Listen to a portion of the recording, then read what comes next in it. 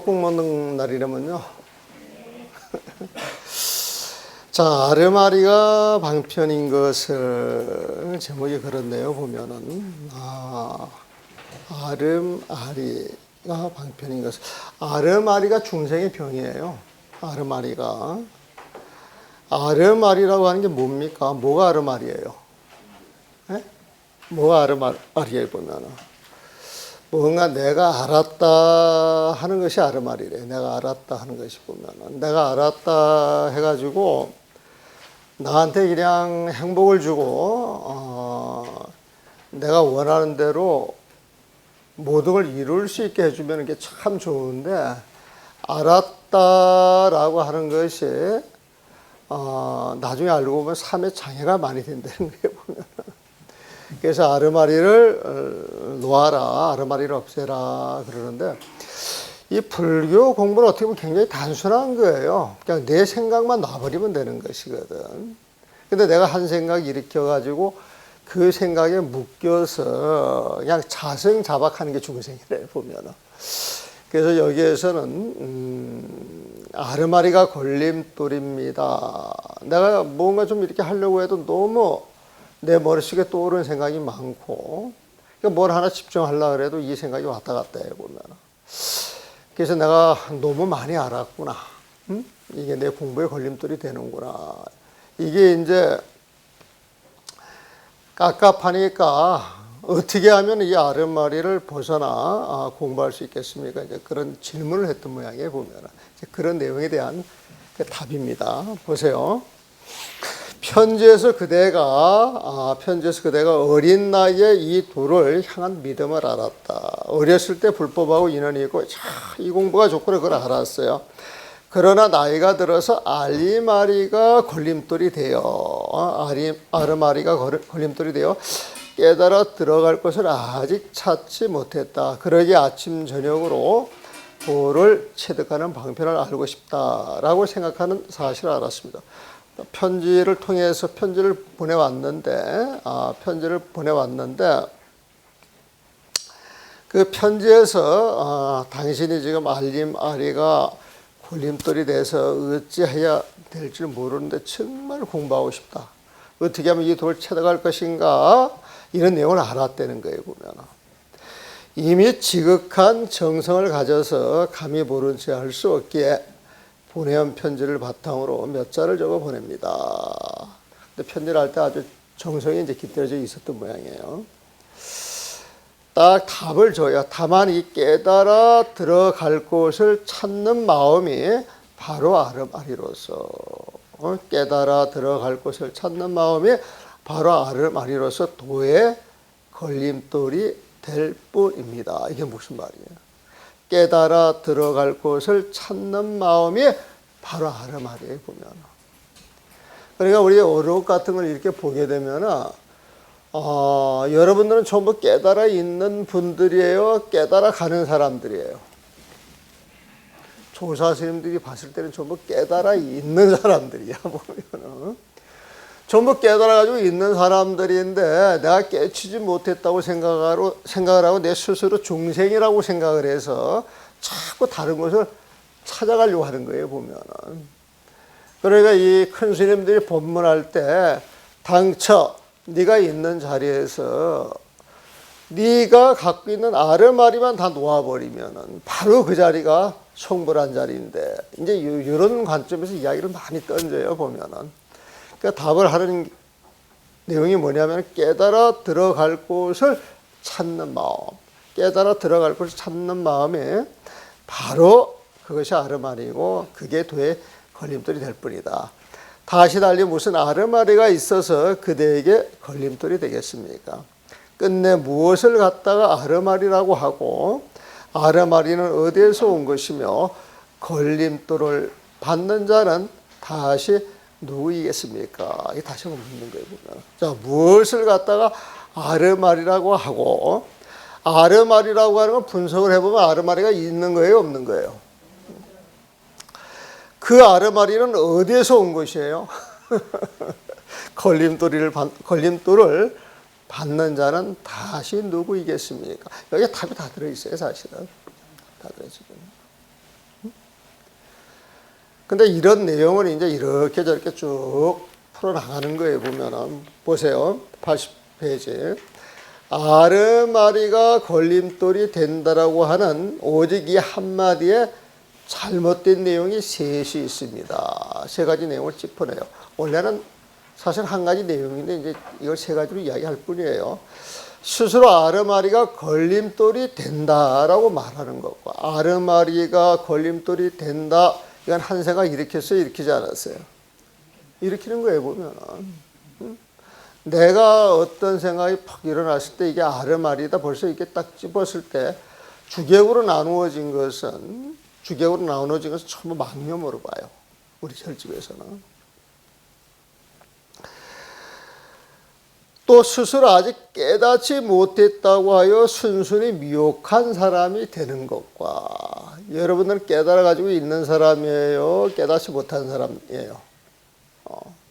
여러분은 스스로 깨닫지 못했다 이렇게 스스로 중생을 만들고 스스로 어리석다라고 이야기를 하는데 조사스님들이 봤을 때에는 전부 불성이 여러분들한테 전부 있는 거예요. 보면 숨을 들이쉬고 내쉬는 게 부처님의 숨소리를 전부 듣고 있는 거예요. 보면 당사자만 몰라. 당사자만 보면은 그걸 지적하는 거예요. 보면은 아직 깨닫지 못했다고 하여 순순히 미혹한 사람이 되는 것과 다시 미혹 가운데 있으면서 깨닫고자 하는 의도된 마음을 가지고 깨달음을 기다린다는 것입니다. 그러니까 이제 본인이 내가 깨달아야지. 나는 아르마리를 내고 있어. 나는 깨달아야지. 이런 마음 자체가 지금 망념이에요. 사실 망념. 근데 망념 속에서 깨달음을 찾을 수 있겠어요? 없겠어요? 없는 거예요. 보면은.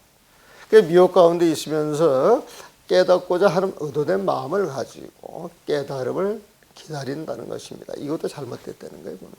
이 말은 한 생각 일으키는 데에 모든 잘못이 있다. 여기에 귀결이 돼요. 한 생각을 일으키는 데에 모든 잘못이 있다. 여기에 귀결이 되기 때문에 그 생각을 쫙 놔야 된단 말이에요. 보면은. 다만 이 세 가지 뒤바뀐 내용, 여기 뒤바뀐 내용, 뒤바뀐보다는 잘못된 내용이 그런 표현이 더 좋았을 것 같아요.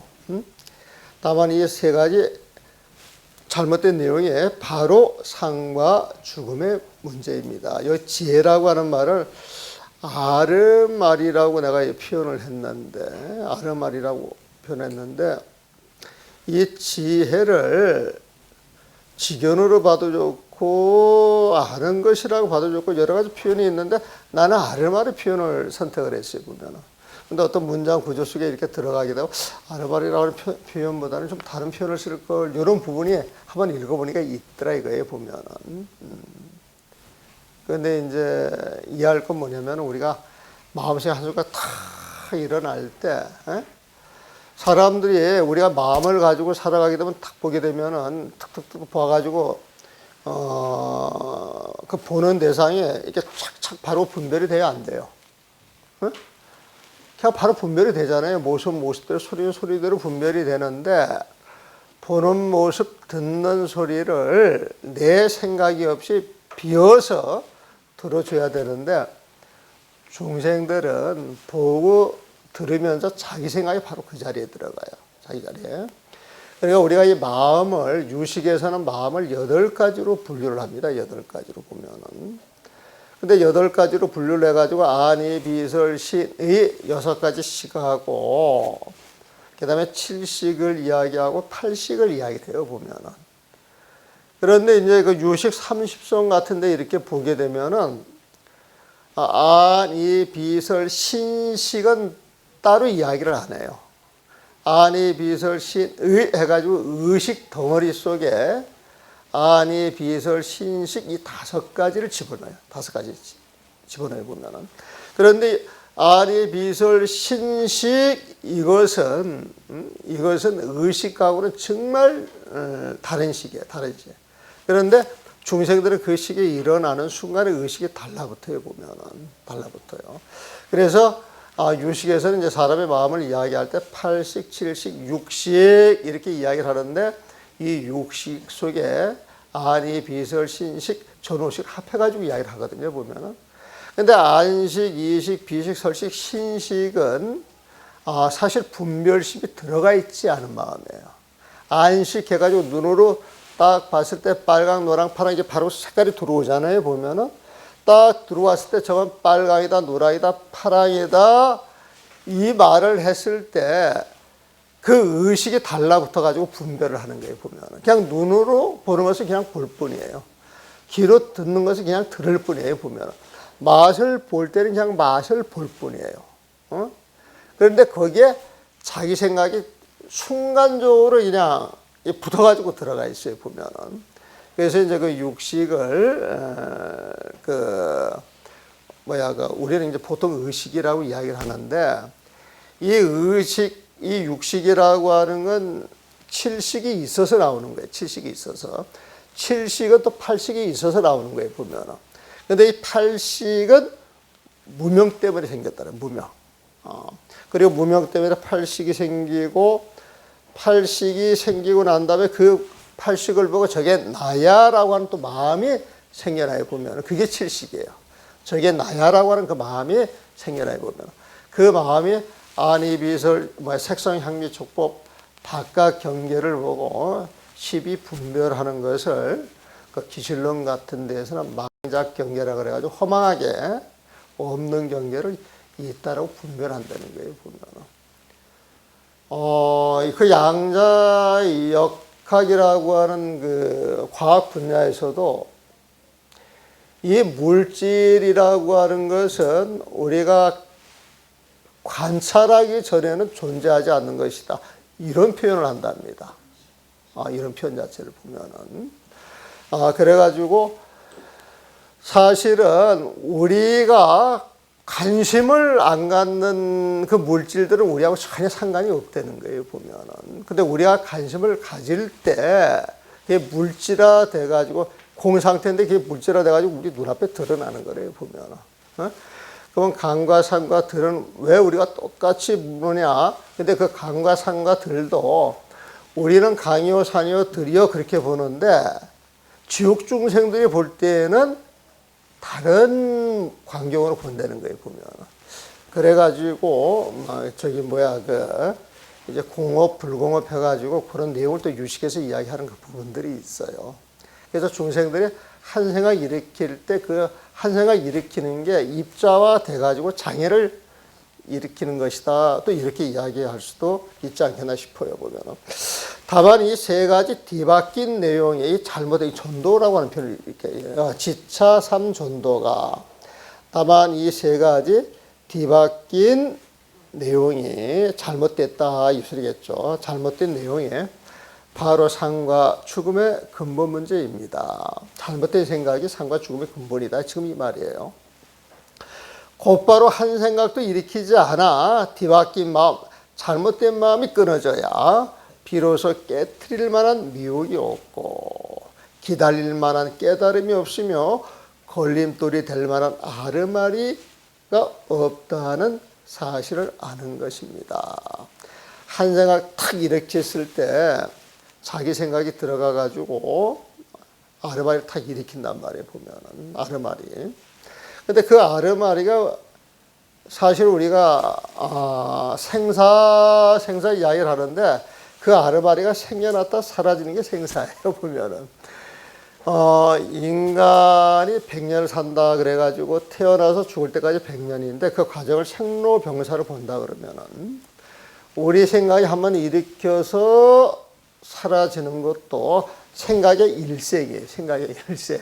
그 생각의 일생을 표현할 때에는 생, 주, 이 멸로 표현을 해보면은 또 이 사물, 이 지구덩어리나 은하계가 생겨났다가 별이 생겨났다가 머물러 있다가 파괴돼 가면서 사라지는 것을 성, 주, 계, 공이라고 이야기를 해보면 근데 이게 사실 같은 말이에요. 사물에 대해서는 성주계고 마음에 대해서는 생주이면 우리 몸뚱아리 가지고는 이제 생로병사 그렇게 이제 구분을 하는데 사실 같은 내용 자체 보면은 그래서 이 잘못된 생각 하나가 생사의 근본이에요. 생멸의 근본이야 보면은 그래서 곧바로 한 생각도 일으키지 않아 방아차, 잘못된 마음, 뒤바뀐 마음이 끊어져야 비로소 깨트릴 만한 미혹이 오고, 아르마리가 없는데 무슨 미혹이 있겠어요.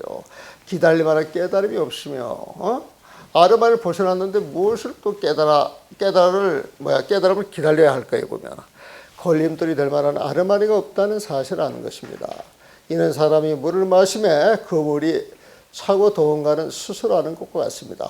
오래 공부하다 보면 자연스레 이런 견해를 내지 않는 것입니다.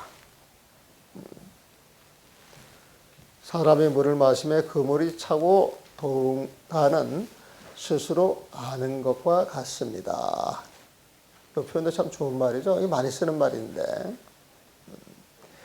여인 음수에 냉난 자지라, 그런 말 많이 쓰죠. 여인 음수, 사람이 물을 마심에 냉난, 그 물이 차가운지 뜨거운지는 자제 스스로가 알 수 있어요. 보면 사람이 물을 마심에 따뜻한가 차가운가를 스스로 아는 것과 같습니다.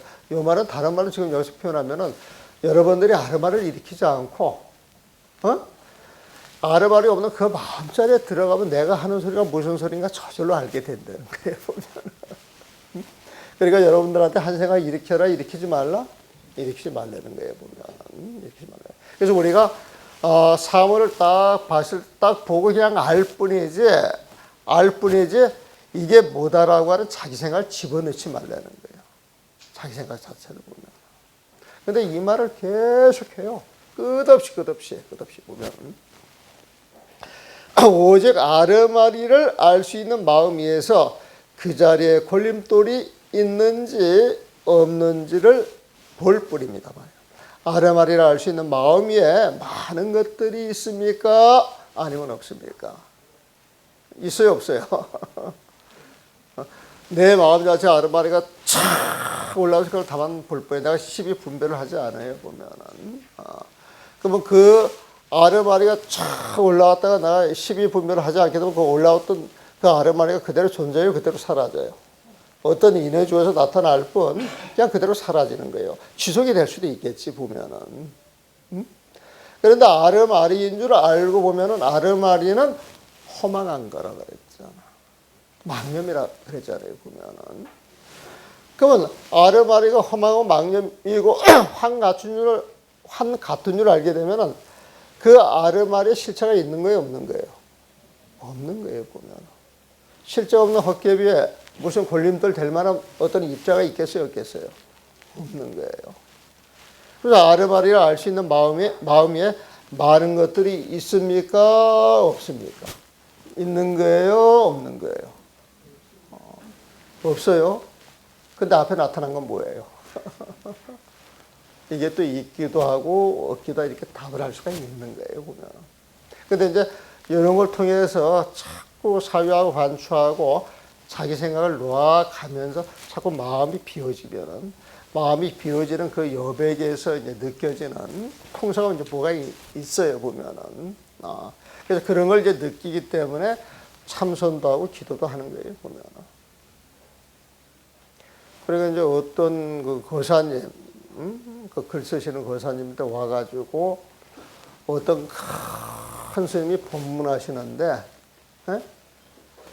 기도는 할 필요 없다라고 딱 잘라 이야기를 했대요.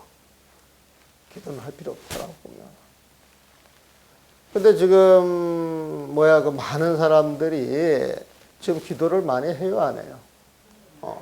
시키지 않아도 절실한 사람은 마음속에 저절로 우러나와가지고 기도하시는 분들도 굉장히 많잖아요, 보면.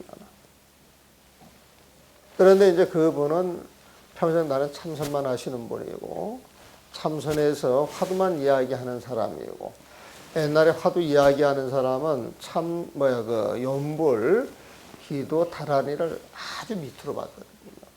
그게 이제 몸에 자연스럽게 익어져 있으니까 기도 필요 없는 거야. 다란이 수준 낮으니까 툭툭툭 쳐내버리다고 보면. 그런데 그게 당신을 따라서 참선을 열심히 하는 사람들한테는 그 이야기가 통하겠지만, 우리가 펼쳐놓고 봤을 때 참선하는 사람이 많아요? 기도하는 사람이 많아요? 참선하는 사람이 많아요? 다란이 주력하는 사람들이 많아요? 그 사람들한테는 잘못하면은 반발을 불러일으킬 수도 있고, 그 사람들이 또 잘못하니까 혼란을 일으킬 수도 있거든요, 보면은. 그러니까 지도자 정도 자리에 올라가면 그런 정도는 좀 감별을 해서 말씀을 해 주셔야 될 것인데. 근데 이건 나는 듣기만 했어요. 그런데 그분이 그런 인터뷰하고 본문한 내용을 듣고서 이게 사실이 맞는 겁니까? 이렇게 질문이 들어오더라고요, 보면은. 자, 예로부터 슬기롭게 공부하는 사람들은, 지혜롭게 공부하는 사람들은 모두 아르마리를 잘 활용하여 방편을 삼지 않는 자가 없습니다. 아르마리 위에서 평등한 자비를 행하고 모든 부처님의 일을 해나가는 것이 마치 용이 물을 얻고 호랑이가 산을 의지하는 것과 같습니다. 마침내 아르마리로 번뇌를 삼지 않으니 이는 오직 그가 아르마리 일어나는 것을 알고 있기 때문입니다. 여기에서 내가 이걸 읽으면서 이거 아르마리, 여기 보면 아르마리는 지혜라고 돼 있어요. 지혜. 알고 이해하는 거야. 아는 거야. 아는 거예요. 보면은 아는 거야. 근데 내가 아르마리라고 표현을 해놨을 때는 그 아는 것에 집착이 들어가 있을 때 저는 아르마리라고 표현을 하는 거예요. 보면은 가슴앓이 한다 그랬죠. 가슴에 어떤 몽울이 생기는 것, 그게 가슴앓이 아닌가 싶어요. 보면은 우리가 안다 하는 것도 사실 잘못된 암이 많아가지고 잘못된 암을 가지고 이제 진짜라고 이제 생각을 하니까 잘못된 생각이 자꾸 굳혀져 가니까 그 가는 과정에서 그것도 병이 되지 않겠나. 그래서 아리를 난 그런 입장에서 이해를 했어요, 보면. 그러니까 아르바르도 저는 이제 병이라고 보죠, 보면은. 그런데 이제 문제는 뭐냐면은 여기에서 아르마리라고 표현을 했는데 아는 거예요, 아는 거예요, 보면은. 근데 아는 것에 집착이 있을 때 아르마리예요. 근데 내가 지금 이걸 일괄적으로 써놔가지고 이제 문제가 될 수가 있는 거예요, 보면은. 그런데 이제 우리가 아는 것, 그런 것은 어떤 모습이 드러났기 때문에 아는 것 소리가 나오잖아요, 보면은. 어떤 모습으로 드러나는 것은 알고 보면은 전부 인연 소생법이에요. 인연 소생법이에요, 보면은. 근데 인연이 모여가지고 드러나는 법을, 인연이 주어져가지고 딱 드러나는 법을 그냥 무심하게 아는 것하고 일어나는 법을 실체화시켜서 진짜 있는 것이라 생각해서 알고 집착하는 거하고는 차이가 있어요. 그래서 우리가 세상의 법을 볼 때 그냥 무심하게 보는 것은 집착이 없이 보는 거예요. 내 욕심, 사심이 끼지 않고 보는 거예요, 보면. 근데 내 욕심이나 사심이 끼어가지고 보는 것, 요거는 이제 문제가 있는 거예요, 보면. 문제가 있는 거예요. 그래서 이제 조금 어려운 용어로는 유식에서 병계 소집성, 의탁이성, 원성 실성이라고 하는 표현을 써요. 근데 병계 소집성, 이게 말이 처음 들어보는 말에서 어렵잖아요, 보면. 이 병계 소집성 바꿔 말하면 집착이에요, 집착. 그다음 의탁이성, 이것도 처음 들어보는 말이잖아요, 보면은. 근데 의탁이성은 바꿔 말하면 인연법이에요, 인연법. 그다음 원성실성, 그러면 이것도 되게 어려운 말이에요. 이 원성실성은 공성이에요, 공성. 공성이에요, 공성이에요. 인연법으로 드러난 걸 집착하면 병계 소집성 중생의 마음. 일어난 법을 집착이 없이 무심한 마음으로 보는 것은 부처님 마음, 공성 그 마음자리에서 보는 거예요, 보면. 그래서 여기 한번 보세요. 아르마리 위에서 아는 것이에요. 아르마리 위에서 평등한 자비를 행하고 평등한 자비심을 행하는 것은 누구 마음이에요? 이게 부처님 마음에 보면. 부처님 마음은 십이분별하는 마음이 있겠어요? 없겠어요? 없는 거예요. 십이분별이 없으니까 평등한 마음이겠죠. 그러니까 아르마리 위에서, 그래서 이게 지금 이상화되는 거야. 아는 것 가운데에서, 이런 표현이 더 좋지 않았겠느냐. 근데 중생들이 집착하는 아르마리 위에서 또 이렇게 표현하면 괜찮아요.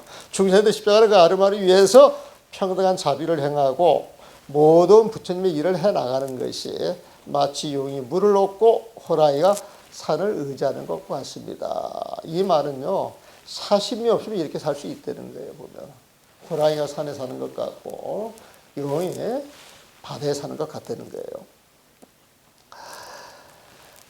마침내 아르마리를 번뇌로 삼지 않으니, 이 말은 아르마리에 집착을 하지 않는다 소리거든. 마침내 아르마리를 번뇌로 삼지 않으니 이는 오직 그가 아르마리 일어나는 것을 알고 있기 때문입니다.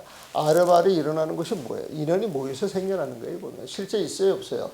실제 없는 거예요. 보면 실제가 없으니까 그 인연이 흩어지면 사라질 거예요. 보면 일어났다 사라지는 건 헛개비 같은 거야. 그 헛개비에 우리가 따라다니면서 집착할 필요가 없는 거죠. 자, 이미 아르마리가 일어나는 것을 알면 곧 이 아르마리가 바로 해탈의 장이면서 생사의 문제를 벗어나는 것입니다. 삶과 죽음의 문제를 벗어나는 것입니다. 자꾸 이거 생사의 문제 이러면 더 듣기가 좋은데 이거 있는데 한글화 시킨다고 삶과 죽음의 문제 이렇게 이제 하다 보니까 삶과 죽음 해가지고 생사라고 하는 의미가 더 직접적으로 다가오는데 이 한글화를 이렇게 시켜도 되는가? 이때는 고민하면서 이제 한글화 시키다 이렇게 번역을 해보면은 자, 이 아르마리가 일어나는 것을 알면 곧 이 아르마리가 바로 해탈의 장이면서 아르마리가 해탈의 장이다 이 소리는요 아르마리가 헛개비는 바로 안 되는 거예요 보면. 그럼 거기에다 헛개비에다 집착이 떨어지면서 거기에 대해서 어떤 생각도 일으킬 필요가 없죠. 그것이 해탈의 장이에요. 그 아르마리에 벗어난 거예요 보면은. 그래서 이게 해탈의 장이면서 삶과 죽음의 문제를 벗어난 곳이라면 알고 이해하는 것이 정멸처가 됩니다. 참 알고 이해하는 것이 알고 이해하는 것이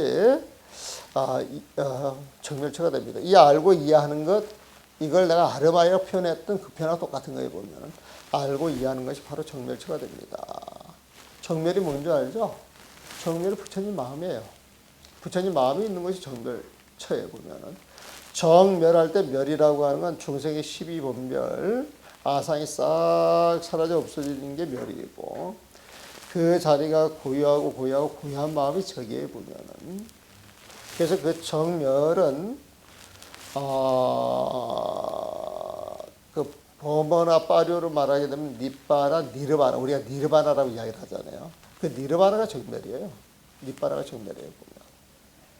그래서 이 정멸은 다른 말로 또 열반이에요. 열반에 보면 열반.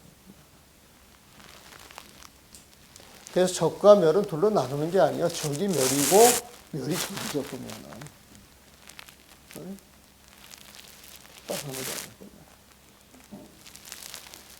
그래서 해탈의 장이면서 삶과 죽음의 문제를 벗어난 곳이라면 알고 이해하는 것이 바로 정멸처가 됩니다. 그 아르마리 그 자체가 정멸처가 된다 이 소리예요. 근데 이런 걸 문장으로 잘 꾸면서 그 논리 정연하게 표현하기 참 어려워요 사실은. 이렇게 들어서 이제 납득을 하셔가지고 이제 본인이 적절하게 운영을 하셔야 되지 않겠나 싶어요. 자, 이미 알고 이해하는 것이 정멸이라면 아르마리 그 자체가 정멸이라면 아르마리를 알 수 있는 자도 정멸이 아닐 수 없으며 보리열반과 친여불성도 정멸이 아닐 수 없습니다. 부처님 마음자리에서는 모든 게 다 녹아버리는 거예요. 보면 다 녹아버리는 거예요. 보면. 그러니까 정멸은 아르마리를 알 수 있는 자도 정멸이 아닐 수 없습니다. 아르마리를 알 수 있는 자도 이것도 어떤 상인데 그것도 정멸이 아닐 수 없으며 보리, 열반, 진여, 불성 이야기하는데 이것도 정멸이라는 거예요. 보면 이 보리하고 열반은 같이 붙여 많이 써요. 열반이라고 하는 것은 모든 번뇌를 떨고서 쫙 올라가는 자리야. 거기가 열반이라는 거고. 근데 그 열반이 바로 깨달음이 보리가 있는 자리에 보면은 그래서 이 보리, 이 깨달음 자체가 중생한테 이익을 주기 위해서 불가사의 작용을 했을 때 그걸 또 보리라고 이야기해요. 근데 그렇게 구분하면 난 안 해도 될 것 같은데 보리와 열반을 그런 식으로 구분해서 보게 돼요. 보면. 그 다음에 진여 참으로 여여한 마음이 부처님이잖아요. 보면은 그러한 마음을 부처님의 성품이라는 불성이라 그러거든요. 보면은 그래서 불성, 진여, 보리, 열반은 전부 부처님 마음을 달립되는 거예요. 그 부처님 마음을 성품으로 하실 때 불성이라고 그러고 그 부처님 마음 참으로 여여해서 변하지 않고 진여라고 이야기를 하고 그 부처님 마음을 깨달았을 때 이게 각 보리라고 하고 그걸 보리라고 하고 그 부처님 마음을 딱 깨달아 들어갔을 때는 뭐 온갖 번뇌가 다 사라져서 고요하기 때문에 고요하기 때문에 열반이라고 이야기를 하고 그걸 이제 한문을 이야기할 때 정렬로 이야기를 하고 그 자리는 중생의 모든 속박을 벗어났으니까 해탈이라고 하고 그러면 해탈, 진여, 불성, 보리, 열반 정면 니르바나 니빠나 다 같은 소리야 다른 소리야 전부 같은 소리야. 이게 부처님 마음입니다. 이게 부처님 마음이 작동이 돼가지고 중생에 드러날 때 그게 이제 부처님 지혜잖아요. 부처님 마음에서 나오는 것입니다. 그래서 부처님 마음 자리에 부처님 지혜가 있고 부처님 지혜 속에 부처님 마음이 있다 이렇게 이야기할 수 있다 그랬죠. 요걸 중도법이라고 그래요. 요걸 중도법이라고 그래요. 요걸 이제 한문으로 좀 멋있게 말하면은 쌍차 쌍조, 진공여유, 공정영지, 선정지혜 이렇게 나옵니다. 전부 같은 말. 여기에 다시 무슨 번뇌가 있어? 부처님 마음에 무슨 번뇌가 있어? 걸림돌이 될 것이며 다시 어떤 곳을 향하여 깨달아 들어갈 곳을 구하겠습니다. 지금 여러분들이 앉아있는 자리가 부처님이 앉아있는 자리요. 여러분들이 앉아있는 자리에서 아르마리만 일으키지 않게 되면은 거기에서 무슨 도를 깨달아 들어가는데 걸림돌이 될 게 있을 것이며 그 자체가 부처님의 깨달음인데 거기에 무슨 다시 깨달을 자가 누가 있겠느냐. 부처님께서는 모든 업이 마음에서 생겨나기에 마음을 헛개비와 같다고 한다. 이 헛개비와 같은 마음의 분별을 여인다면 모든 중생세계가 없어진다 라고 말씀하셨습니다. 여러분 사홍수원 있잖아요. 절집에 와가지고 상기 배우고 사홍수원 배울 때 모든 중생을 어떻게 하겠다 그래서 나님없이 제도하게 하겠다 그랬거든요. 그렇게 여러분들 사홍수원 하면서 마음이 조금 어땠어요? 할 수 있을 거라고 생각을 했어요. 내가 감히 그래.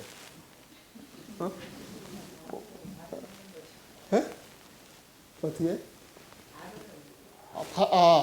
발언인데 그런 발언을 하면서도 해낼 수 있을 것 같아요? 못 해낼 것 같아요? 네? 기분은 좋지. 근데 양심적으로 그걸 해낼 수 있을 것 같아요? 없을 것 같아요? 모르겠어요. 그 해낼 수 있다고 생각하고 발언해야 게 진짜 발언이거든. 나 기분 좋으라고 발언하면 안 돼. 그런데 우리가 이제 저기 육조 단경 보면은 그 중생 하나하나가 전부 내 마음속에 번뇌예요, 번뇌. 내가 시비하고 분별하는 게 좀 중생이거든. 사실은 중생은 존재하지가 않아요. 내가 중생으로 보고 시비 분별하는 그 자체가 중생이 달리 중생이 있는 게 아니에요, 보면. 세상이 우울한 건 내 마음이 우울해서 우울한 것이고 세상이 불복해서 내 마음이 불복해서 불복해요, 보면. 그래가지고 요즘 과학하는 사람이 이야기하는데 자기 소리를 하는데 여러분들 그 자존감을 높여준다고. 자존감이 뭐냐?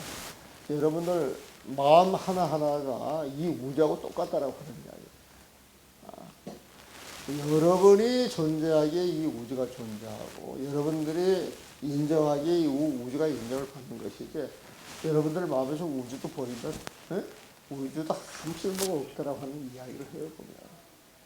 근데 그게 굉장히 허황된 말 같은데 가만히 보면 이치가 있어요. 보면. 그래서 그거를 이제 우리 그 불교시로 이제 쉽게 말하면 일체 육신조예요, 보면. 모든 것이 내 마음에서 만드는 거예요. 그래서 우리가 상대방을 시비할 때 내 마음에 시비심이 있어 시비하는 것이지, 상대방 시비를 걸려고 하면은, 걸려고 해도 내가 시비심을 버리면 시비가 되겠어요? 안 되겠어요? 안 돼요, 보면. 나는 그 마음을 쓱 버리고 가만히 있고 시비하려고 하는 사람 씩씩하고 달려들면 누가 이겨요? 네? 누가 이겨요, 보면? 내 생각 버리는 사람이 이기죠. 내 생각 버리는 사람이 이기죠. 그게 굉장히 소극적인 것 같은데, 그야말로 삶에 있어서 격적인 삶이 없을 거예요. 응? 여러분들 한 생각 놓는 게 쉬워요?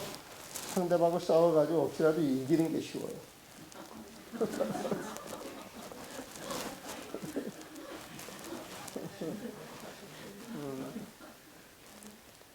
억지로 싸워서 이기는 게 쉬울 것 같지 않아요?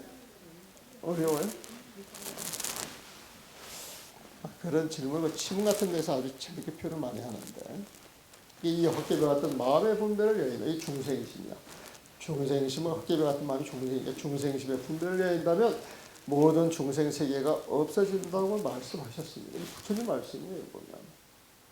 그러니까 어떤 스님이 대주 화사님께 어떤 것이 대열반입니까? 라고 묻자, 화사님께서 삶과 죽음의 업, 생사업을 짓자는 것이 대열반이다 라고 답을 하였고, 그 스님이 다시 어떤 것이 삶과 죽음의 업입니까? 라고 하자 화사님께서는 대열반을 구하는 것이 삶과 죽음의 업이다 라고 말씀하셨습니다.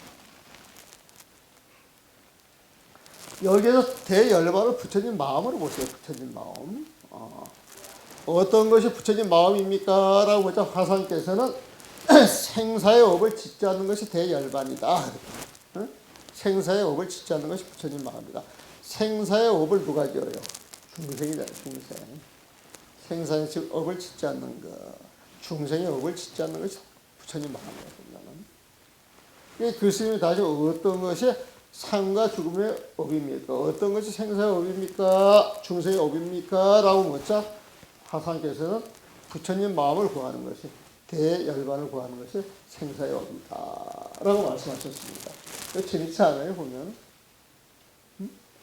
대열반은 생사의 업을 짓지 않는 거예요, 생사의 업을.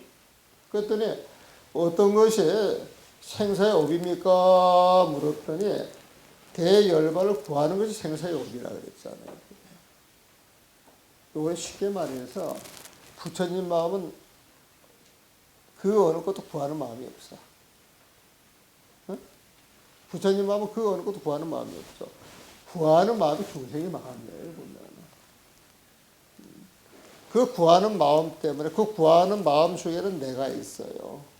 그 구하는 마음 속에는 좌절과 기쁨이 같이 있을 수 있는데, 그 늘 갈등을 일으켜보면. 그래서 생사 속에 헤맬 수밖에 없는 거예요, 보면.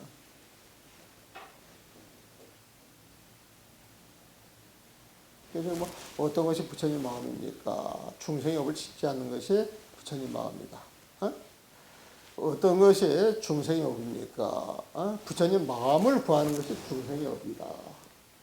바꾸면 그렇게 되잖아요, 보면.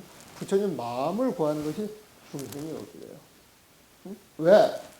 부처님 마음은 본래 여러분들 자체에 완성되어 있는데, 부처님 마음을 구한다라고 하는 말을 구하기 때문에 부처님 마음을 벗어나는 거야. 중생의 마음을 쓰고 있는 거야. 부처님 마음 속에서 중생의 마음을 쓴다는 거예요, 보면. 또 육조해능은 공부하는 사람들이 한 생각에 생사의 마음을 일으키면, 공부하는 사람이 생사의 마음을 한번 일으키면 곧 마구니 세계에 떨어지고, 한 생각에 모든 견해를 일으키면 곧 외도에 떨어진다라고 하셨습니다. 이런 표현은 생사의 마음을 일으키면 마구니 견해인데, 이 외도, 그러니까 이제 절집에서 말하는 그 외도라고 하는 것은 자기 견해가 있어요. 자기 견해. 이것만이 진리다라고 하는 견해가 있습니다. 그래서 그 외도를 16수로 나누기도 하고 92개로 96종의 외도라고 그러죠. 96으로 나누기도 하고 수많은 외도들로 나누는데, 이게 전부 자기 견해를 갖고 있는 거라는 거예요. 그래서 한 생각에 모든 견해는 온갖 견해를 일으키면 곧 외도에 떨어진다라고 하셨습니다. 생사의 마음을 일으키면 마구니 세계, 또 온갖 견해를 일으키면 외도에 떨어진다라고 하셨습니다. 이거는 좀 표현이 좀 그래요. 일념이라고 하는 표현 때문에 그런데 여러분들 저기 뭐야 그 떡국 먹을 시간에 맞춰주려고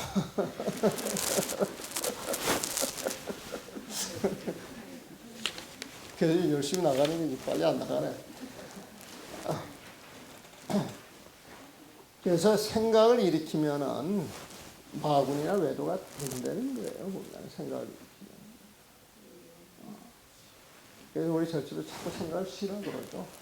내려놓으라 그래요. 방아차 가라 그래요. 보면은. 근데 저도 처음에는 그런 말을 이렇게 읽으면 자꾸 안 와닿죠. 처음에 이런 걸 보고 이렇게 쓰면서도 와닿지가 않은데 세월 속에서 하도 이런 말을 들으니까 어떤 상황이 되면은 이런 게 이제 늘 마음속에 남아있으니까 생각을 내려놓기 시작하는 거예요. 보면. 응? 근데 생각을 내려놓으니까 내 마음이 되게 편해요. 시비가 떨어져 보면은. 그러면서 나보고 자꾸 자비로워진대래. 그 요즘 옛날 학인들은 많이 가르치려고 그러고 엄하게 이게 옳고 그러다 스님들이란 이런 상을 어떻게 심어주려고 애를 많이 썼는데 그러니까 스님들 되게 어려워해 보면은. 그런데 요즘은 그냥 같이 놀아요 스님들하고. 그리고 이제 그 20대 스님들이 몇 있으면은 마치 그 어린아이하고 같이 놀듯이 그렇게 놀아요. 그러니까 되게 좋아하죠. 그러니까 그 시민들하고 이렇게 그 어떤 눈에 보이지 않게 어떤 끈끈하게 이렇게 신뢰하면서 이렇게 싸지는 그런 것들이 있더라고 보면. 그러니까 요즘은 내가 이렇게 꼴값을 덜 쩔어. 그리고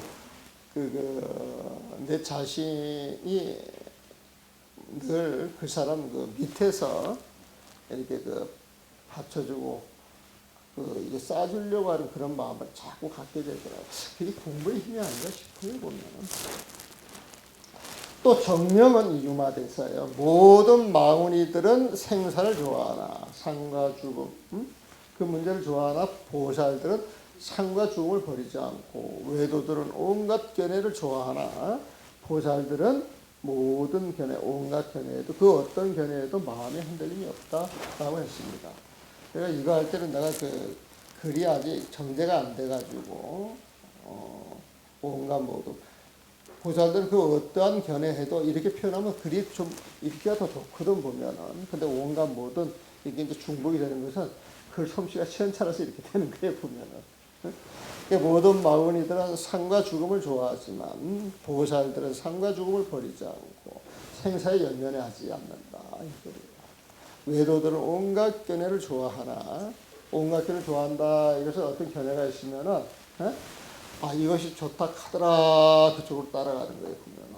그런데 나중에 또 저쪽에 좋다 하더라. 또 저쪽으로 따라가. 여러분들도 그러지 않아요, 보면은? 공부하러 다니면서 왔다 갔다 많이 하죠. 이스림 저스림 찾아다니죠. 이절저절 찾아다니죠, 보면은. 부족해서 더 높은 데를 찾아가면 참 좋아. 그러면 괜찮아. 그건 괜찮아, 보면은.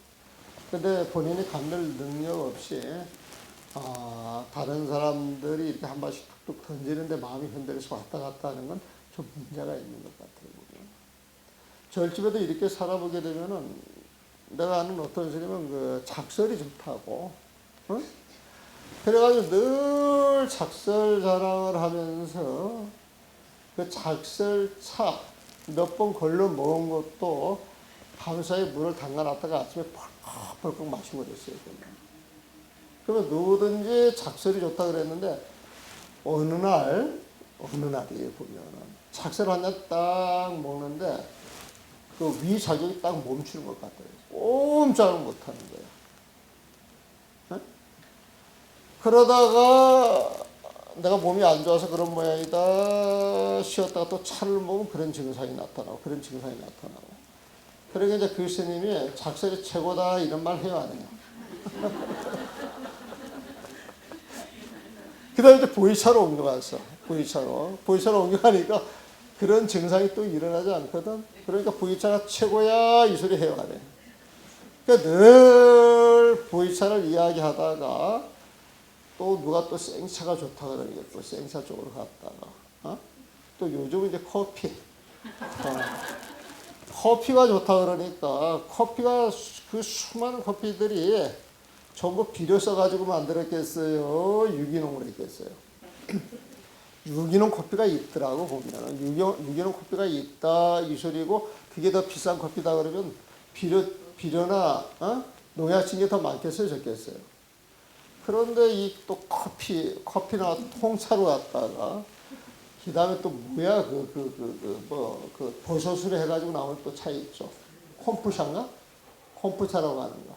이래가지고 막 왔다 갔다 하는데 이렇게 지켜보게 되면 스님들도 그런 차바람에 타더라고 보면. 근데 신도들도 공부할 때 그런 게 없잖아요. 있는 것 같아요 보면은. 근데 나는 그런 바람에 잘 안 타요. 그냥 내가 좋은 것만 먹어. 그냥 외로들은 온갖 견해를 좋아하나 보살들은 그 어떠한 견해에도 마음에 흔들림이 없다라고 했습니다. 그 어떠한 견해에도 마음에 흔들림이 없다. 이 소리는 누가 무슨 소리를 한다 할지라도 그 소리를 그냥 들을 뿐 시비 판단하지를 않는다. 이 소리입니다. 그럼 시비 판단 안 한다 그래가지고 멍청이가 절대 그렇지는 않아요. 들으면서 그냥 알 뿐이에요. 알 뿐. 시비를 하지 않을 뿐이니까 알 뿐이에요. 그래서 시비 분별이 없이 아는 지혜다 그래가지고 무분별지라고 하는 말이에요. 무분별지.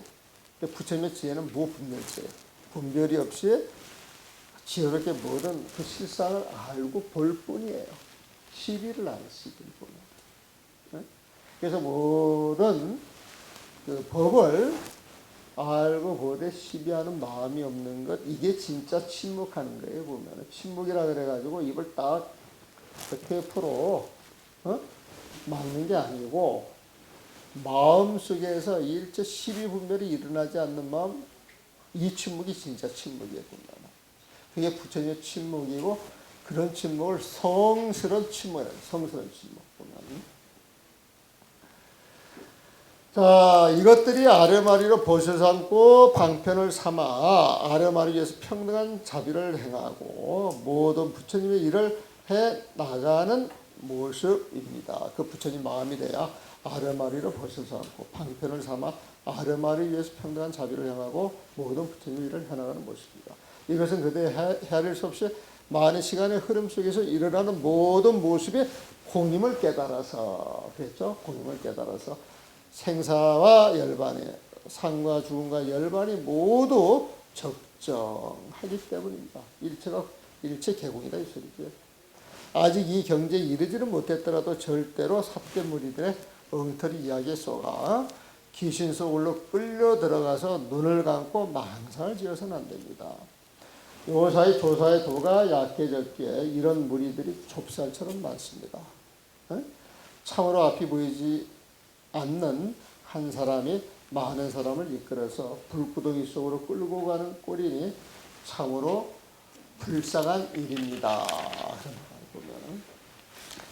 정말 그대만은 등골뼈를 고치 세워가며 이런 모습은 만들지 마시기를 바랍니다. 이런 모습을 짓는 사람은 냄새나는 가죽주머니를 잠깐 챙겨서 이 냄새나는 가죽주머니 이렇게 표현했는데 여러분들 몸을 이야기하는데 몸을 냄새나는 가죽주머니를 잠깐 챙겨서 바로 마지막 최고의 법을 삼더라도 마음의 분별은 아지랑이와 같이 어지럽습니다. 설사 마음의 분별이 잠깐 멈출지라도 돌로 풀을 눌러놓은 것과 같습니다. 그러기에 자기도 모르게 다시 생겨나는 것입니다. 이 풀이 올라올 때 돌을 딱 갖다 누르면 풀이 납작하게 누워요 보면은. 근데 일길에 가서 보면 그 옆으로 삐져나오거든요. 그 번뇌를 완전히 끊지 않으면은 이끄는 듯 폼을 잡아도 번뇌가 잠재되어 있으면 언젠가는 일어나는 것이다. 번뇌 뿌리는 완전히 뽑아야 되는데 뽑은 척해서는 안 된다 이 소리겠죠. 이런 모습으로 최고의 깨달음을 취하여 편안하고 즐거운 마지막 자리에 바로 이루고자 한다면 이 또한 어려운 일이 되지 않겠습니까? 저 또한 일찍이 이들에게 속아서 잘못되었기에 뒷날 진짜 선지식 오노 스님을 만나지 않았던들 거의 일생을 헛되이 보냈을 것입니다. 오노 극등현사를 만났기에 자기 부모의 병태를 알아서 제대로 공부를 했습니다. 이 소리에 보면. 이것을 번번이 생각할 때마다 견딜 수 없었기에 말을 아끼지 않고 힘써 이 폐단을 없앴습니다.